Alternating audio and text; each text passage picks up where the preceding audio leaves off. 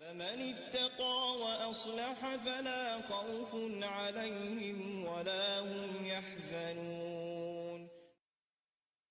بسم الله الرحمن الرحيم. الحمد لله وكفى، وصلوات الله وسلامه على نبينا المصطفى وعلى آله وأصحابه أجمعين. أما بعد. We want to deal with a tremendous ayat of the Quran. Some of the ulama of Islam, they said that this was the last ayat that was revealed, and other scholars had other opinions. It's an issue that has ikhtilaf. Nonetheless, it just shows you the importance of the ayat. That this ayat is in the discussion. What was the last ayat that was revealed? And it is the statement of Allah Azza wa Jalla, اليوم أكملت لكم دينكم وأتممت عليكم نعمتي ورضيت لكم الإسلام دينا. He said in the Quran, on this day I have completed for you your religion. And on this day I have completed my ni'mah upon you, my favor. And on this day, I am pleased to choose for you al-Islam as a religion.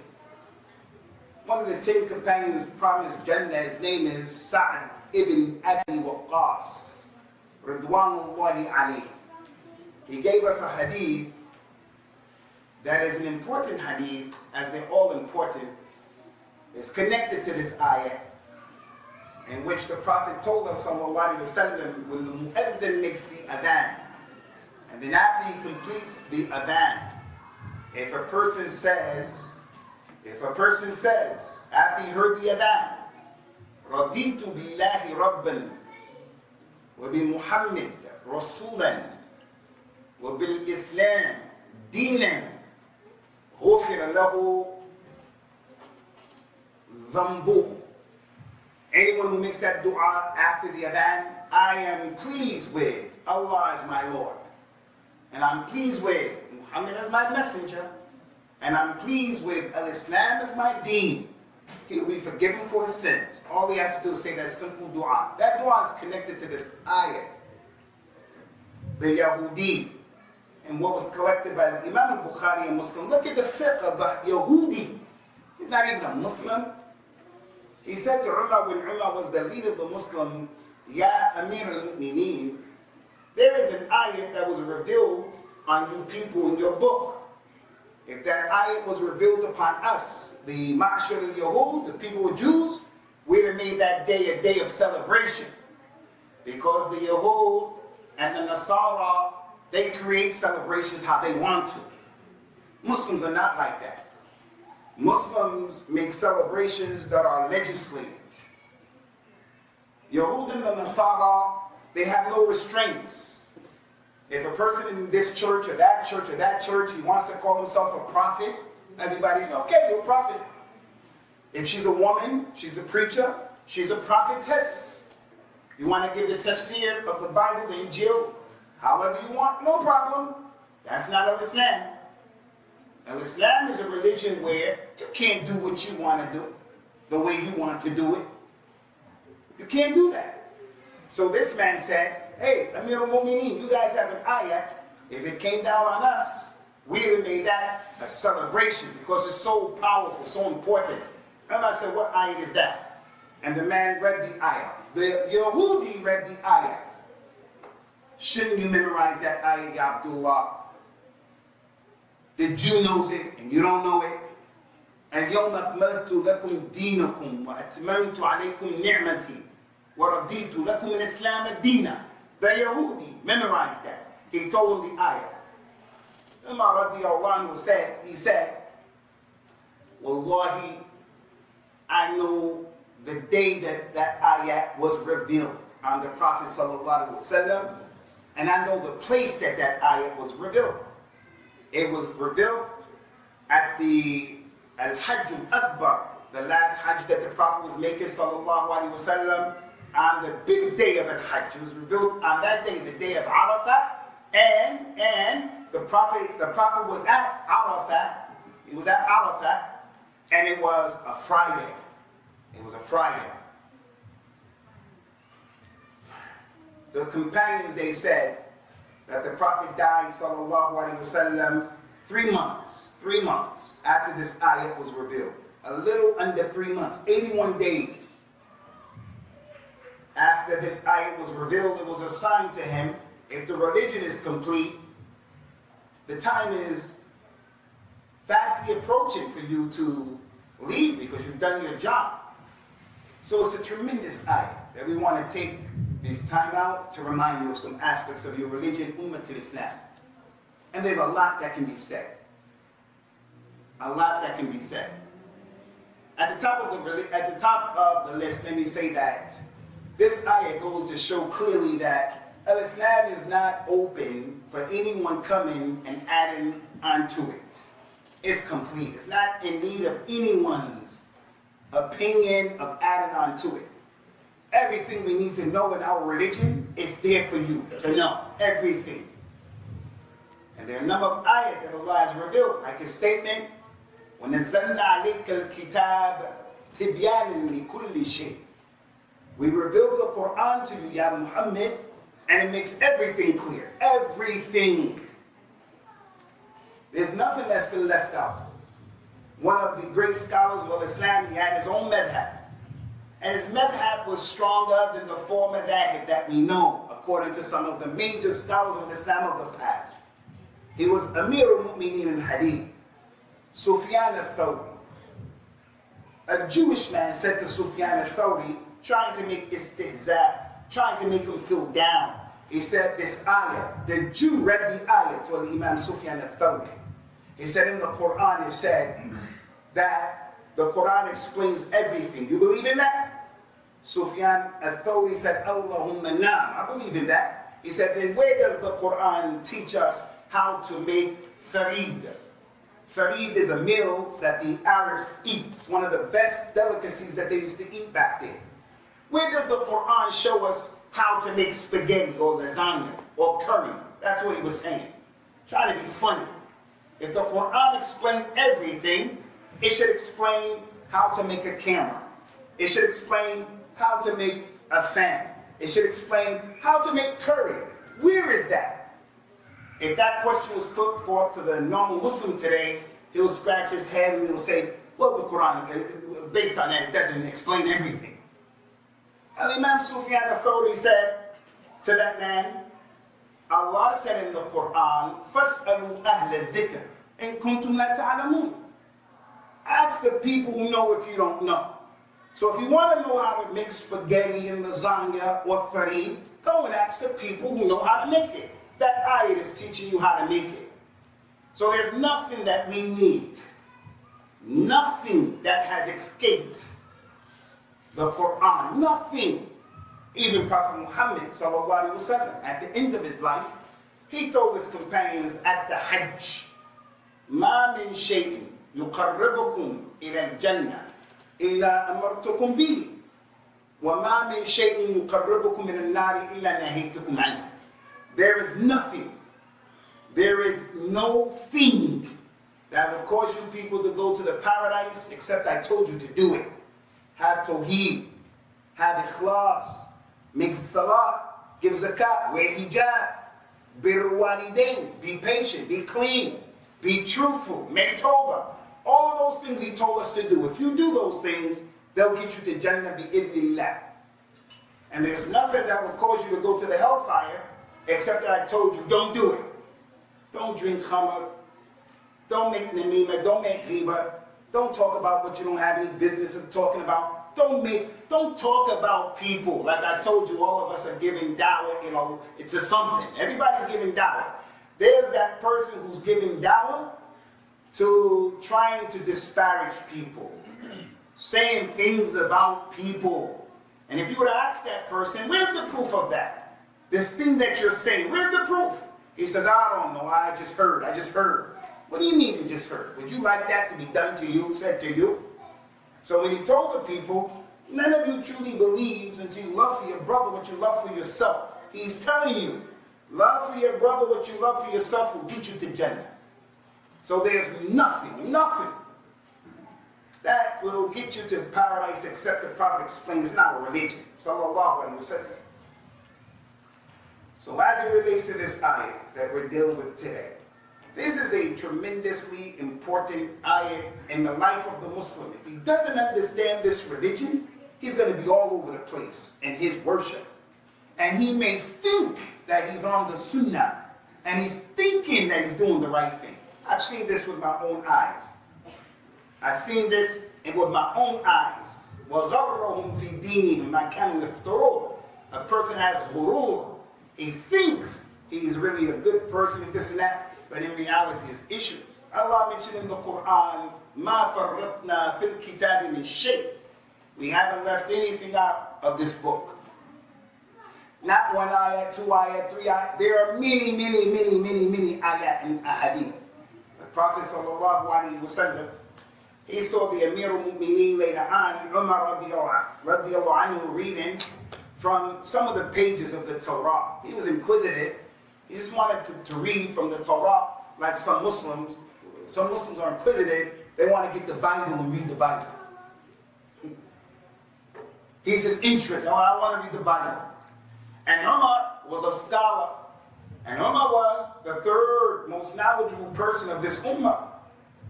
He wasn't an ignorant person. He wanted to compare. He wanted to see, what is their book saying? There is definitely no possibility of him going astray. When the Prophet saw him reading that, sallallahu alaihi wasallam, he said, Umar, what is that? When he asked Umar, what is that? That's a proof that the Prophet of Islam, sallallahu alaihi wasallam, is not hazir nazir. That's a proof that he doesn't know the ilm al-ghayb. Anytime he asks the question, what's your name? Whose camel is that? Anytime he asks the question, that shows he's not omnipresent. So the person thinks he's on Islam. He's on Islam. But he believes in this hazir nazir. Prophet Muhammad knows everything. He's everywhere. Although the Quran is saying that's not true. The Hadith is saying that's not true.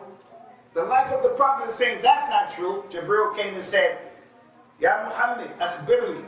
And the sa'a. When is mata sa'a? When is the hour? He said, the one who's asking knows just as much as the one who was being asked. And you're telling me he knows everything. He's hazir nazir. He knows the ilm al-ghayb. Hey, Umar, what is that you have in your hand? He said, Ya Rasulullah, this is a paper, some papers from the Torah. My neighbor gave it to me. I'm just reading it. Prophet Muhammad became angry, sallallahu alaihi wasallam. Because, ikhwani, when it comes to advice and when it comes to taking a position, Rasulullah sallallahu alaihi wasallam did not care. You're his daughter, you're his granddaughter, grandson, his best friend. He didn't care who you were. If people did the wrong thing, he made al-amru bil ma'ruf and al-nahy anil munkar within the right way. He didn't make mujamala. Your mother, your father, they don't pray. Your son, your daughter, whoever, your best friend, he used to say things, even if it was embarrassing. He would say it in a nice way, though. He was sitting with the companions, and he could smell them. He could smell them because they were poor, so they were wearing the clothes of the sheep in the summertime, and the smell, he could smell it. And he didn't like bad smells. Don't come to the masjid after eating garlic or onions. The malaika, they are annoyed by the same thing, but he wasn't embarrassed. He told the people. He didn't say, hey, you stink. Hey, he didn't say that. Even if it was sensitive, he would address the issue, no matter who you were. He said to Umar when he was angry, أَمُتَهَوِّكُونَ فِيهَا أَنْتَ يَا ابْنَ الْخَطَّابِ. Are you in doubt about what I brought you? لَقَدْ جِئْتُكُمْ بِهَا نَقِيَّةً بَيْضَاءَ. I brought you this religion, and it is pure and clear, easy to understand.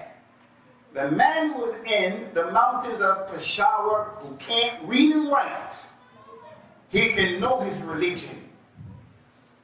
He is ummi, can't read and write. The reaver, brand spanking new reaver, comes to a religion, He's not a scholar, but he or she, they can learn the religion. Although they're disconnected in terms of their father and their father's father,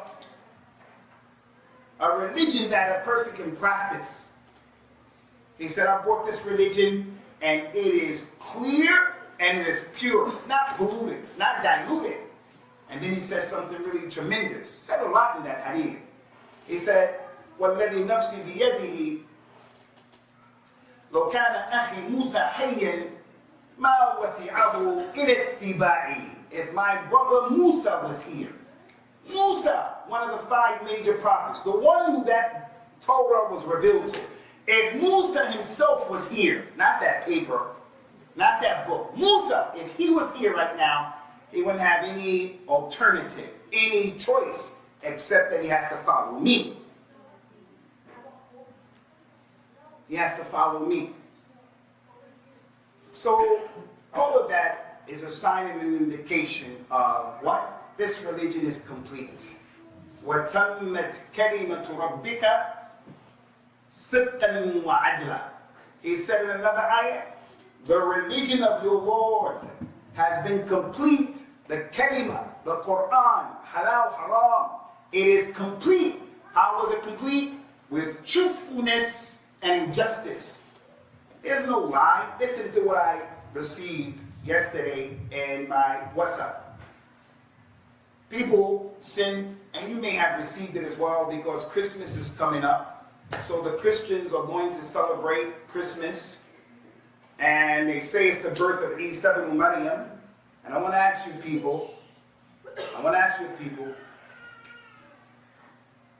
did Isa ibn Maryam die on Easter Day and then raised back up after 3 days? Did that happen, Ummah to Islam? Did Isa die and then after 3 days he came back to life? Did that happen? The Christians are celebrating Easter. We have no doubt that that's a lie. Ma qataluhu yaqeen. They did not kill him at all. Question, Ummah to Islam. Was Isa ibn Maryam born on the 25th of Christmas? Was he? No. We don't know. Maybe he was, maybe he wasn't, but we don't have any proof. So we don't establish that. We don't negate it, nor do we support it. We don't know. So as Muslims, we can get our heads around that. So Christmas is coming. Right around Christmas time, inshallah, there's going to be the celebration of the birth of the Prophet sallallahu alaihi wasallam as well. The birth of the Nabi sallallahu alaihi wasallam, the Mawlid. I'm not mentioning this to make trouble. I'm not mentioning this to make anyone upset or to disrespect you. I'm not mentioning this for that reason. I'm trying to touch this point.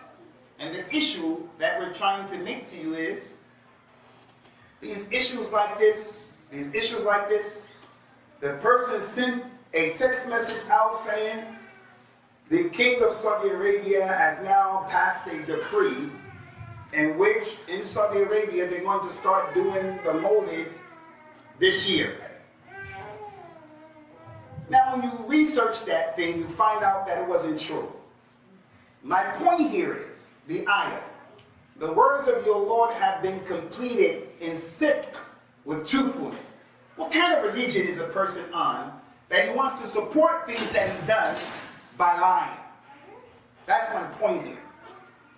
I'm going to make up. I want to practice the Mawlid, me, Abu Usamah. So I make up fake news. You know who's always saying fake news, right? You guys know who always say that, right? Yeah. Just because he always says fake news doesn't mean we don't buy into it. There's a lot of stuff that's fake news. This smartphone, I told you guys in the beginning of this talk, and Islam explained everything to us. And Islam explained to us how to use this mobile phone, and it wasn't there during the time of the Prophet ﷺ. You get a text message, you can't believe everything that you read. Your religion tells you have to deal with this stuff in a particular way. So, we're not going to reject the concept of fake news just because a crazy man says that. Even the broken clock is right 2 times every day. Every day. The clock doesn't move, it's stuck on 12 o'clock, it's 12 o'clock 2 times every day. It's wrong the rest of the time, but 2 times a day is correct. My question is, I want to practice the Mawlid. This is just an example. And in order to prove it, I have to lie. Saudi Arabia is the... Saudi Arabia don't make things halal or haram. But my question is, like the ayat said, Al-Islam has been complete, the words of Allah complete, with sidq and with justice. So we can't be that. I have to ask myself, what kind of religion am I upon that I have to lie to support what I'm doing? And this is pretty prevalent in our community. So this ayat, ikhwani, is an ayat of the Quran. That is a tremendous ayat that we deserve to come, and we deserve to not only study it and to be reminded of it, but we have to be people who really get a grasp of the real understanding and the real meaning of this ayat. And if we don't, we'll become like the Yahud and the Nasara, Jews and Christians, Sikhs and Hindus. People do whatever they want to do in the way that they want to do it. So in the deen of Allah, al-Islam, as he said in the Quran in another ayat, إِنَّ الدِّينَ عِنْدَ اللَّهِ الْإِسْلَامِ وَمَنْ يَبْتَغِي غَيْرَ الْإِسْلَامِ دِينًا فَلَنْ يُقْبَلَ مِنْهُ وَهُوَ فِي الْآخِرَةِ مِنَ الْخَاسِرِينَ. The religion with Allah is al-Islam. He's not going to accept al-Islam from anybody other than al-Islam. He's not going to accept it. But what is that al-Islam? What is that al-Islam? The one that the Prophet brought, sallallahu alayhi wa ala alihi wa sallam. I want to share with you, brothers, just a few examples, ikhwani, about how the companions dealt with this ayat and issues like it. Because they're the example for us. Al-Imam Abu Hanifa, Al-Imam Malik, Al-Imam Ahmed, Al-Imam Al-Shafi'i. May Allah have mercy upon them. Radiyallahu anhum wa rahmatullahi alayhim. Those imams, as I mentioned, inshallah, they're from the awliya of Allah. We get close to Allah by loving them and respecting them. And if you see a person talking bad about any of them, then be suspicious about the religion of that person. Be suspicious. Those people are ulama, but they're not like the companions. The companions are on another level. Another level. So let us look at what the companions said about this. Some issues that happened with them. And there are a lot. One of the companions was Salman al-Farisi. And I know people who come from Pakistan, people who come from Afghanistan, from that part of the world, Iran, that part of the world, Khurasan, they have this connection and this love for Salman al-Farisi. Like black people, Africans, they have that connection to Bilal ibn Rabah. One example, nothing wrong with that, and we love all of them. Salman al-Farisi, he was sitting with a Jew, a Jewish person. And the Jewish person wanted to make him doubt his religion. He wanted to put him down. He wanted him to apologize about his religion, like your co-worker wants you to do. Like the people you study with want you to do. Like the people you deal with, they want you to apologize about al-Islam, the hijab. We pray 5 times a day. We fast in the month of Ramadan. What Allah made halal and haram, people around us who are not Muslims and they don't have understanding, they want to put pressure on you and myself to apologize about the religion. So the man said to Salman al-Farisi, he said, verily your Nabi, he has taught you people everything. He taught you everything. Hatta al-khara' aw al-khira'. He taught you even how to go to the bathroom. He wanted Salman al-Farisi to say, well, I'm sorry, yes. And he wanted him to apologize. He wanted him to start dancing for him, like some Muslims do. You know, you've heard me since I've been here talk about ISIS, because ISIS need to be warned against. Extreme people like that. We need to warn people against that, because of the extremes that are. But the same amount of hatred for me, can't speak for anyone, the same amount of dislike that I have for them, I have the dislike for the other people on the other side as well. The apologetic Muslims. The ones who want to change the religion. The ones who are embarrassed about their religion and where they come from. The ones who want us to change our, I'm talking about the Muslims, I'm talking about. The one who's afraid, he's afraid. He's going to water down Islam to make Bani Adam pleased. I have a problem with those people. And many of them are leaders of the Muslims. Many of them are the intellectuals of the Muslims. Then you find that guy, he's just a miskin guy. He's sweeping the streets of San Diego. That's his job. He has a job, minimum wage. But if you stood before that man and you tried to blow him off of the square of Islam, he's going to stand his position and he's going to have izzah for his religion and about his culture, where he comes from. He doesn't see himself as a second-class citizen. He sees himself as being, I'm a citizen here, and I'm a law-abiding citizen, and I'm a Muslim. And democracy allows me to be a Muslim. I don't have to apologize to anybody. So I hate that extremist, but I also hate that sellout. That guy over there is a problem as well. And Salman al-Farisi, he wasn't having it. The man said, your Nabi taught you everything, even how to go to the bathroom. Salman said, Ajib, you're absolutely right, he did. Nahana an nastaqbil al-qiblata بغائط أو بول ونهانا أن نستنجي باليمين ونهانا أن نستنجي بأقل من 3 أحجار ونهانا أن نستنجي برجيع أو أدم. He said, you're absolutely right. Our Nabi taught us everything. He taught us that when we go to the toilet, akramakumullah, I shouldn't face the Qibla, and I should turn my back to the Qibla. The Muslim is connected to which way is the Qibla. In the Muslim world, the guy who comes to build a house from the ground up, he's going to determine where's the Qibla, and when he makes the bathroom, the toilet, akramakumullah, he's going to make sure you're not facing the Qibla, or when you go to the toilet, you're not having your back to the Qibla, with respect to the Qibla. ذلك ومن يعظم شعائر الله فإنها من تقوى القلوب. Anyone who respects the institutions of Allah, it's a sign he has taqwa.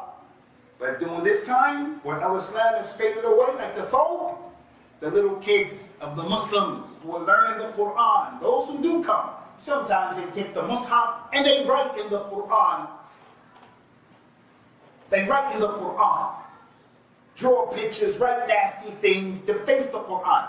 Like some of the non-Muslims who, when they went to Afghanistan, some of those soldiers, they went into a masjid that was destroyed. They started ripping up the Quran and kicking the Quran and urinating on the Quran because they're people of kufr and shirk.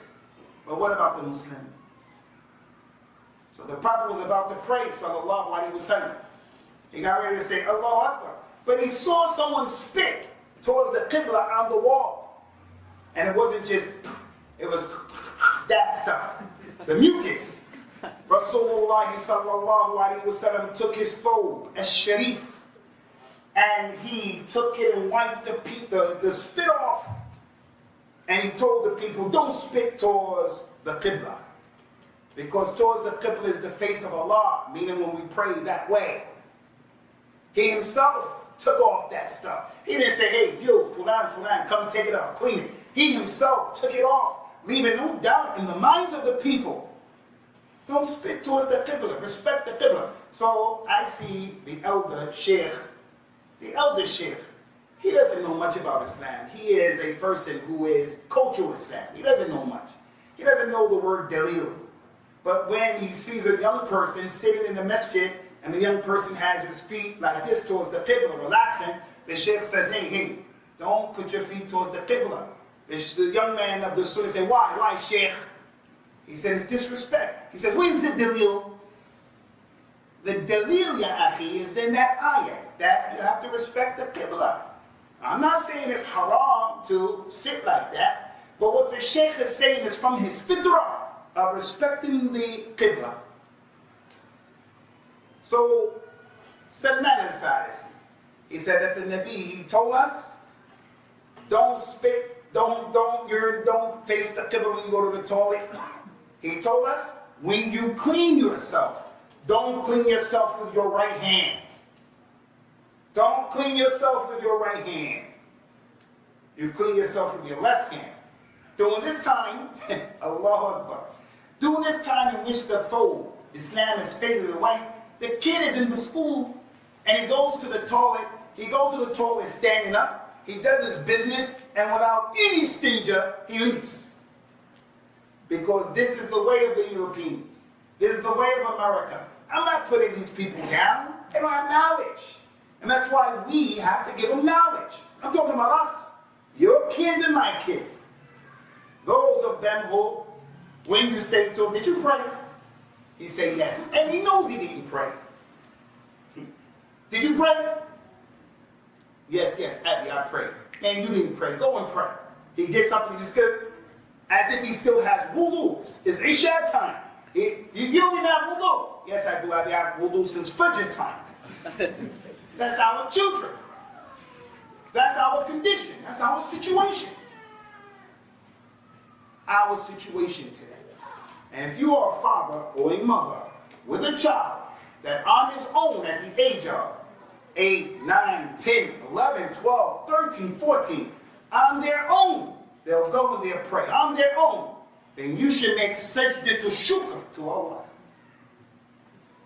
Because most of our kids are not like that. Most of our kids are not like that. Why? Because we're not like that. We allow the prayer to come and go. And like the great Imam Al-Thahabi said, in that book he wrote, Kitab al-Kaba'ir, and I think that book is in English, I'm sure it is. He said that the scholar of Islam, Imam Ibn Hazm, he said, I don't know any sin after a shirk and after murder. I don't know any sin that is more severe than a man allowing the salat to come in and to go out. The only two sins bigger than that, shirk and murder. So my point is, Salman al-Farisi, radiallahu anhu, he didn't start to dance and apologize and acquiesce about the religion. He let that man know, yes, Prophet Muhammad told us that. Respect the Qibla, don't clean myself with my right hand. And he told us, if you have to make istinja, it's called istijmar. If you're out in the mountains, if you're out in the desert, you're out in the woods, and you have to clean yourself, they used to use rocks. He said, don't use less than 3. Don't use less than 3. Don't use 1, don't use 2. Use 3 or more. And number 4, he said, don't clean yourself during that time with the dry dung of the animals or bones. I want to ask you guys, Ummah al-Islam, why is it that if a person like the Arabs and the Bedouins, Afghanistan, Pakistan, they live out in the desert somewhere, this is their reality. Water is important to them. They're not going to use water like that all the time. So the religion allowed them to clean themselves with rocks. Allowed us to clean ourselves with rocks. So you don't have to have water even here. You can just use tissue if you have to do that in the school, at work. You can use tissue. You don't want to use water. Anyway, my question to you is, what is the wisdom? What is the hikmah? Why did the Prophet ﷺ prohibit us from cleaning ourselves with rocks or dry dung? Anybody know? Does anybody know? Anybody know? It's the food of the jinn. Who was the one who blurted out? What was the answer that you blurted out? Malish. Fuck. Al-Awam huwa food of the jinn. The companions asked that question. Ya Rasulullah, why can't we use the rocks and why can't we not use the dry dung and the bones? He said, because that's the food of your brothers from the jinn. That's the food of your brothers from the jinn. There's a person today who will say, oh, the jinn eat bones. The jinn eat. I told a brother, and when I accepted Islam, I had respect for this man because he was an elder African American brother, and he had traveled to Egypt, and he learned some Arabic, and he was teaching people Arabic, my revert brothers. And I'm a brand spanking new Muslim at that time, so I didn't know. I thought he had knowledge because he was a teacher. But when I came back from studying, he was eating some candies. They're called fish, like licorice, these little fish. He was eating it with his left hand. And I wanted to advise him. Not because I'm the best guy, I just wanted to advise him. I know that hadith. I said, Sheikh, the Prophet says, sallallahu alaihi wasallam, don't eat with your left hand because shaitan eats with his left hand. Don't drink with your left hand because shaitan drinks with his left hand. Don't give with your left hand because shaitan gives with his left hand. Don't take with your left hand because shaitan takes with his left hand. This is one of the reasons why he said you go to the toilet, don't clean yourself with your right hand, because the right hand, you youngsters, is the good hand in Islam.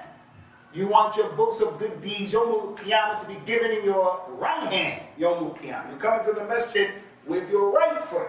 Prophet Muhammad would put his clothes on and start off with the right. When he got a haircut, he told him start from the right. When you come into the masjid, the people who are on the right side of the imam in the Saf al-Awwal, the Malaika make dua for them. The right, the right, the right. May Allah make us from the Ashab al-Yameen. Qulu Ameen. Sheikh, don't eat with your left hand. You know, he said, so you mean to tell me shaitan got a left hand? I said, no, shaitan has a left hand. The Prophet said that. When you wake up for Fajr, the Nabi told us ﷺ, to make istinshaq and to make mubalagha. When you make wudu for Fajr, specifically, put a lot of water in your nose and blow it out. Like, put more water in your nose. Not being shadeed, extreme, where you put so much water in your nose and then you drown yourself, or so much water in your nose where you hurt your sinuses, where you destroy them. And then when that happens, you come and say, Abu Usamah told us this was the sunnah. I didn't say it was the sunnah to destroy your nose. Prophet Muhammad said, sallallahu alaihi wasallam, when you make wudu for Fajr prayer, put a lot of water in your nose and make mubalagha. They said, why, Ya Rasulullah? He said, sallallahu alaihi wasallam, inna shaitan yabitu fi khayshum ahadikum. Because shaitan sleeps in the sinus cavities of one of you people. Shaitan sleeps in my sinus cavity, and yours, and yours, and yours, and yours, and yours. Yes. For everybody Adam. That's what the Prophet said, sallallahu alaihi wasallam. So as a Muslim, I have to believe that. That's what it is to be a Muslim. And if you allow yourself to become an intellectual to the degree where you start to doubt everything that you don't understand or doesn't make sense with you, you are not a real Muslim. You're not a real Muslim. Because he told us so many things. Ash-shaytan, he yajri fi bani Adam majra dam. He circulates in everyone here the same way that your blood circulates. In everybody here. How is that? These are from the issues that only Allah knows. So the point, Ikhwani, is Salman al-Farisi, he didn't apologize about his religion being complete. That's the point. Abu Dharr al-Ghafari, he said to the Tabi'een, we used to sit with the Prophet sallallahu alaihi wasallam, and the bird would take off in the sky. وَمَا كَانَ يُقَلِّبُ جَنَاحَيْهِ فِي السَّمَاءِ إِلَّا ذَكَرَ لَنَا النَّبِيُّ صَلَّى اللَّهُ عَلَيْهِ وَسَلَّمَ مِنْهُ عِلْمًا. If the bird took off and flew away and was sitting with the Prophet, he would look and he would tell them some knowledge about that bird. The only one who holds that bird up is Allah. You see that bird right there, that crow? Don't eat that crow. Any bird that has that beak, like the hawk and those birds have the talons, they're haram. If you want to kill this bird, chicken, whatever, to eat it, then make sure you sharpen your knife and spare him from suffering. Everything you need to know about that bird, everything. That bird will come Yawmul Qiyamah and it will say, oh my Lord, ask this man, why did he kill me? Because the man was just shooting birds for target practice and he was just leaving them. You can't just kill an animal just for sport and game. That bird would come Yawmul Qiyamah. Oh my Lord, ask him, why did he kill me? So everything we need to know about our religion is there. So my question to you again, Ummatul Islam, you brothers, my question to you, and we're going to complete this here, although we had a lot of other things to say. My question to you, and I ask you all about Allah, be truthful and tell me what you really believe. A religion that teaches us everything we need to know about how to go to the toilet, How to go to the toilet. From the time that a person is born to the time that the person dies. And everything in between that, he knows what to do. How to get married, how to get divorced.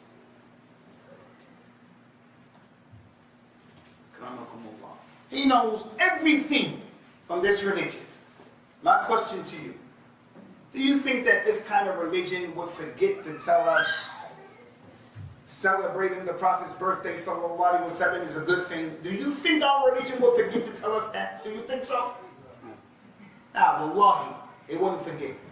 Allah wouldn't forget. As he said about himself, وَمَا كَانَ رَبُّكَ نَسِيًّا. Your Lord didn't forget anything, nothing. How to go to the toilet. But then we don't know about these other aspects of what to do. In my community, I'm the new imam in my community. And this community has all of the jama'at in it. It's a big challenge.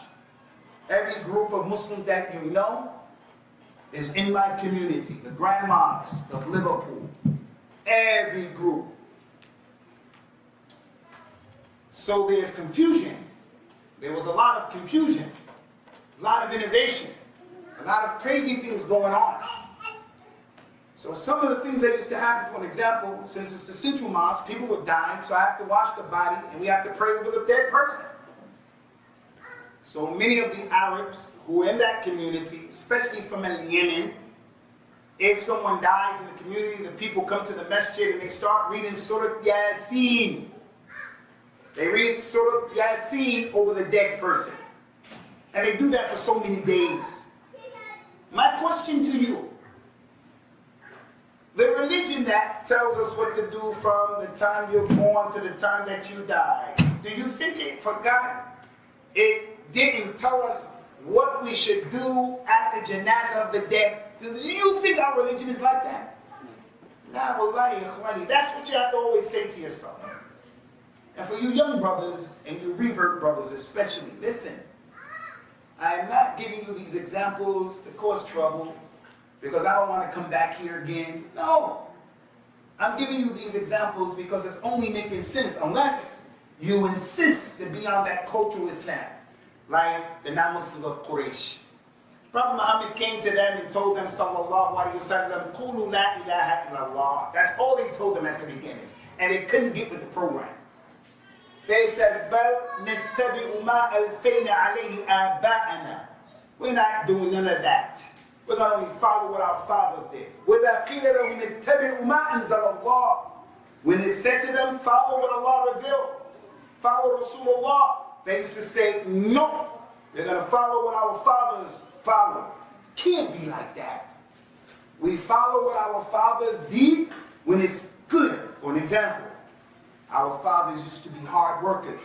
If our fathers were given the opportunity that we had to get educated, the way they worked hard, our fathers would have accomplished a lot of stuff. So let's be hard workers like our fathers. Like that.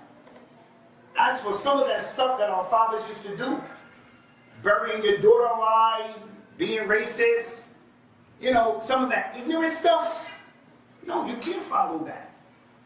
You cannot follow that stuff. So for the revert person here, for you youngsters here, you listening to me, son?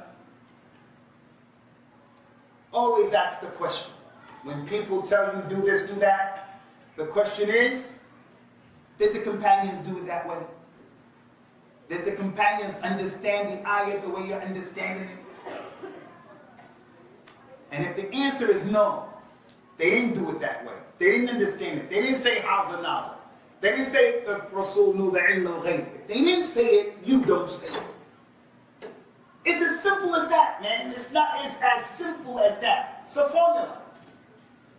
So in concluding, this ayat is telling us, ikhwani, of something very dangerous, and that is innovation in the religion, man. Innovation in the religion. You know, I used to be a Christian. I used to go to church.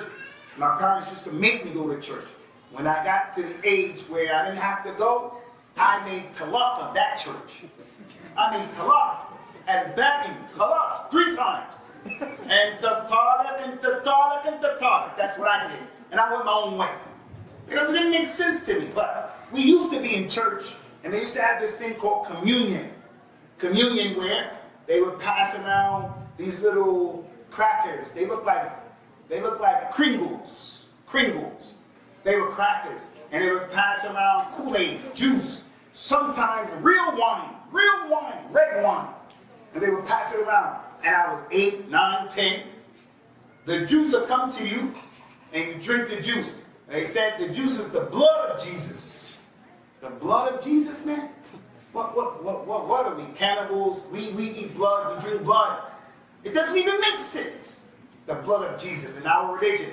حرمت عليكم الميتة والدم ولحم الخنزير وما أهل لغير الله به. You can't eat khinzir. I met some Pakistani people over in the UK, many Afghanis, many Pakistanis, Bangladeshis in the UK. When you say the word khinzir, they do like this. I'm not trying to make you laugh, man. They do like this when you use the word khinzir. Like you're talking, you say, man, you know these people eat khinzir. This is a terrible thing, they eat khinzir. Sheikh, why are you grabbing your ears like this? Khinzir, every time you use the word khinzir. He said, because where we come from, if you're young and you do something bad, the teacher, the mother, the father, they grab your ear. So when you say khinzir, it's like bad, it's bad. It's okay, I get that. But when the Prophet ﷺ used to read the Salah and read the ayat, حُرِّمَتْ عَلَيْكُمُ الْمَيْتَةُ وَلَحْمُ الْخِنْزِيرِ, did the companions do like that? If the companions didn't do like that, don't do it. Hey, listen, Ikhwani, I'm not making fun at people's culture and what they do. I'm saying we have to be aqil and have. We have to be people who have more intelligence than that. This is the blood of Jesus, and the cracker is his body. Ishaq. And as we got older, and when I mean older, 10, 11, they gave us real wine. Real wine. And then you want to wonder why and how some of my relatives and my people from my community, how they grow up becoming alcoholics, because you're drinking alcohol in the church, and you're giving it to young kids. Now, you have to ask yourself, as a Christian, where does this come from? They don't ask. But the Muslim can't be like that. And the Prophet, he spoke the truth. I told you, sallallahu alayhi wa sallam, he said, Islam is going to fade away. He also said to this community, لَتَتَّبِعُنَّ السُّنَنَ مَنْ كَانَ قَبْلَكُمْ شِبْرًا بِشِبْرٍ وَذَرَاعٍ بِذَرَاعٍ. You people are going to follow those people who went before you. Handspan by handspan, armspan by, you're going to follow them exactly. If they go into a business hole, you're going to do the same thing. Everything that they did. Everything. And what they did was what? They worshipped Isa ibn Maryam. They talked about the religion without any knowledge. They introduced in their religion. They don't use their intellect. Their women got out of control. Everything that happened to them is happening to us. Everything. So look what happened Yom Al-Qiyamah. Look what happens. The people will come and Yom Al-Qiyamah is going to be very tough. The sun is going to be very low and it's going to be beaming on people. We got to stand before Allah for all of what we've done and what we didn't do that we should have done. And it's going to be tough for all of us. It's going to be tough for all of us. And on that day, people are going to need every opportunity to get help. Every opportunity. And from the best help on that day is the Prophet of Islam, sallallahu alaihi wasallam. Him making shafa'ah, making intercession for people. He's going to make intercession. He's going to help people. So the people will come to his home. They'll come to his fountain that's specially for him. Not the kawthar. It's a special fountain that's only for him. The cups there, the cups at his fountain are more than the number of the stars in the sky. More than that. When you drink from it, you'll never be thirsty again. People are going to be hot, upset, nervous. It's going to be tough. And they'll come to drink because they're nervous. When they come to drink, the malaika will get between them and the fountain. Prophet Muhammad will come to help, sallallahu alaihi wasallam. He'll say to the angels, they're my community, they're from my community, let them drink. The angels will say to Prophet Muhammad sallallahu alaihi wasallam, إِنَّكَ لَا تَدْرِي مَا أَحْدَثُوا مِنْ بَعْدِ. Ya Muhammad, you don't know what they introduced in your religion after you. Hazim, Nazim, Mawlid, all of this stuff. You don't know what they introduced. The Prophet ﷺ, who was sent as a rahmah, he's going to say, get them away, get them away. Get them away, get them away. Get them away, don't let them drink from my fountain. Because of those innovations, Ikhwani, the religion has become something other than what is the true religion. And people went astray because of that. Our children, our whole country, the whole country, the vast majority of people in that country are doing things that is not Islam. So it's a serious issue. So he didn't try to help and make intercession and give rahmah. Because the ramifications of what you did was so serious. People went astray. Wasted time, energy, effort because of this. Because get them away, get them away. So we can't afford to be people who are introducing things in the religion. Last thing that I want to mention to you is listen to this, and I say this with sincerity. I don't want anybody to get upset, but I may not see you again. I'm not here to give this talk to make you upset. This is the talk I was assigned, and this is the way I think I should deal with it, because this is serious, man. This is serious. This is serious. Man comes to the doctor and he has cancer, and when the doctor looks at his body, he finds this man is terminally ill with cancer. The doctor turns around and gives him some baloney, gives him some kalam fari.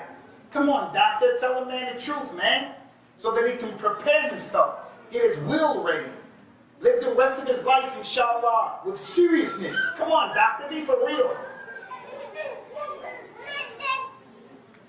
You guys, in this masjid, Allah has blessed you to have a masjid in a country that allows you to practice your religion.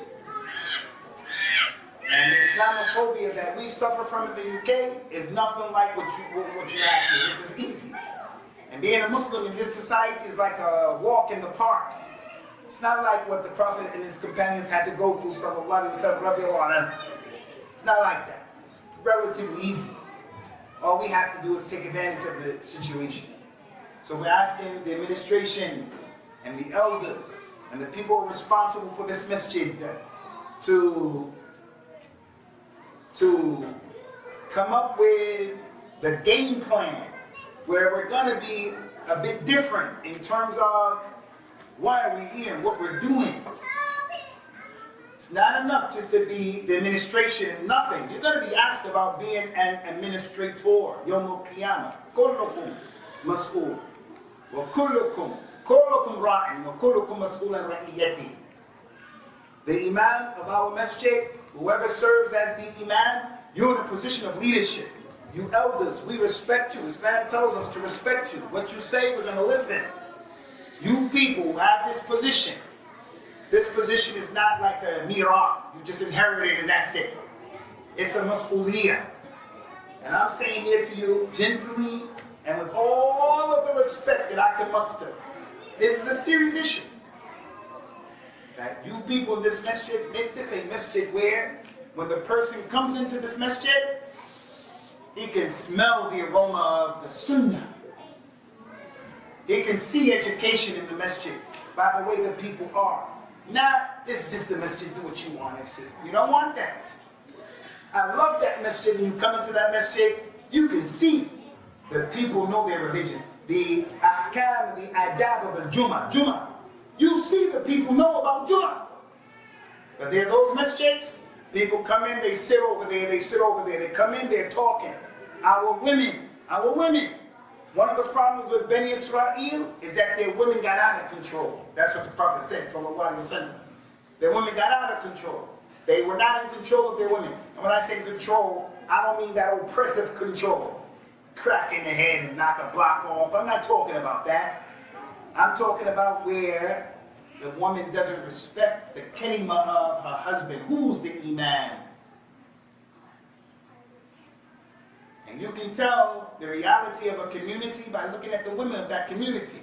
How do they dress? How do they act? How do they behave? How is that? You can tell a lot about any man, about his community.